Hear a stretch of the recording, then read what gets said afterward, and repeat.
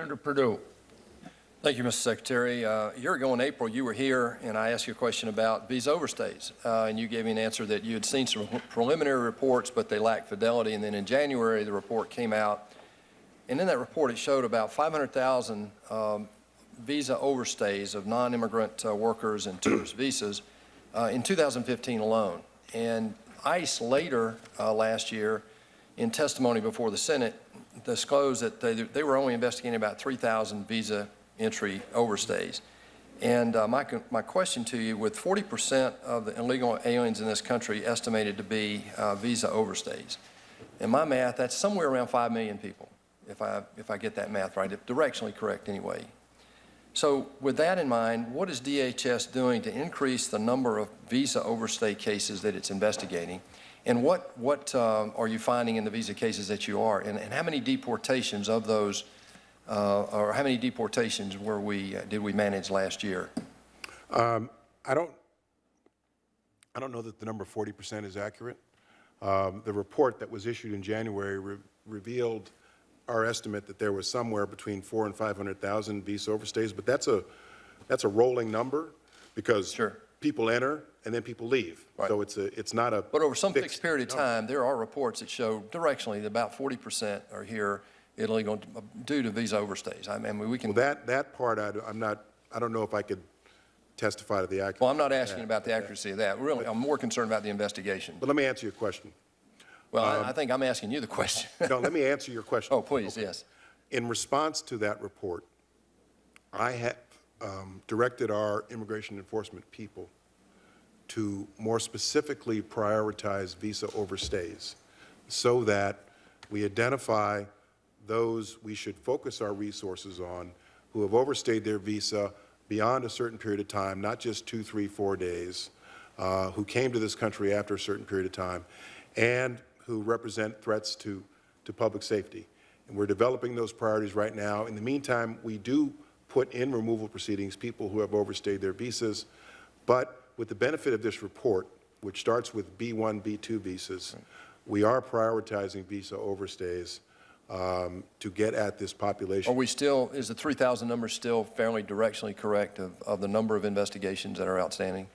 I'm not sure. I'm actually not sure of the accuracy of that. I have to get back to you on that, sir. Okay. I'd like to get a response to that. Yes. And then also, how many deportations? I know you may not have that number today, but I'd love to see that over the last year. That wasn't in the report. And the other is, I'd like to move on now to biometric entry-exit program. In 1996, Congress required the implementation of that system. And now 20 years later, and even the 9/11 Commission called for it as well. It said it'd be an essential tool in defending our country. Exit trackings in places like UK, France, even Saudi Arabia.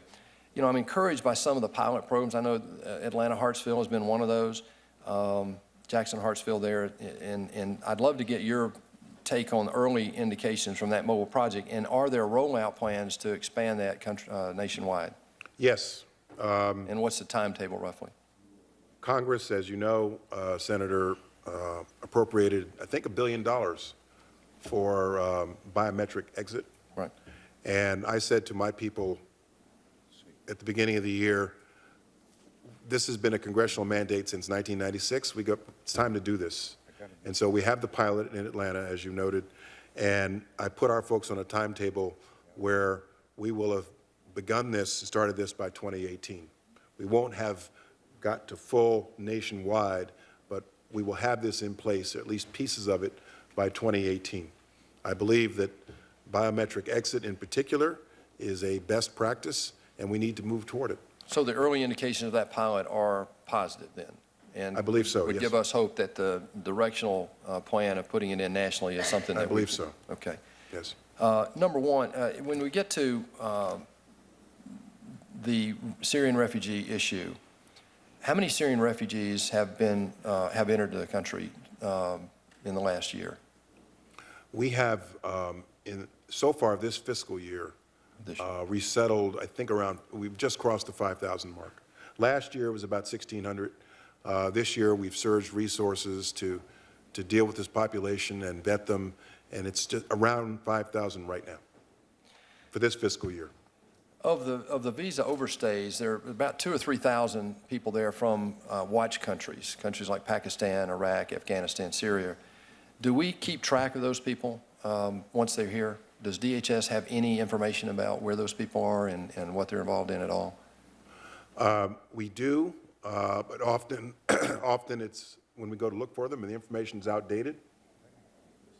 Somebody's moved on from that address, or they, and so we have to, through investigative means, track them down.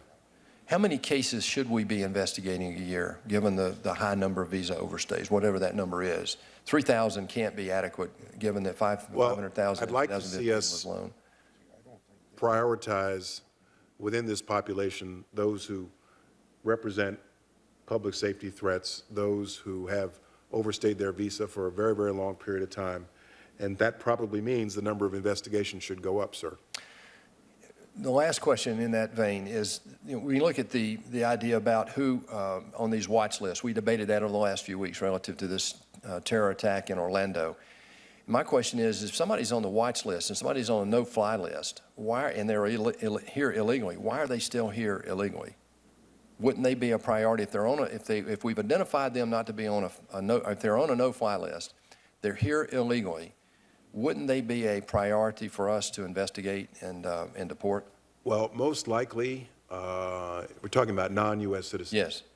Yes. Most likely, they are priorities. Most likely, they're under investigation, some form of law enforcement. Can you give us some information on, some follow-up information on? And there may be law enforcement sensitive reasons why we don't act on them at the moment. I understand.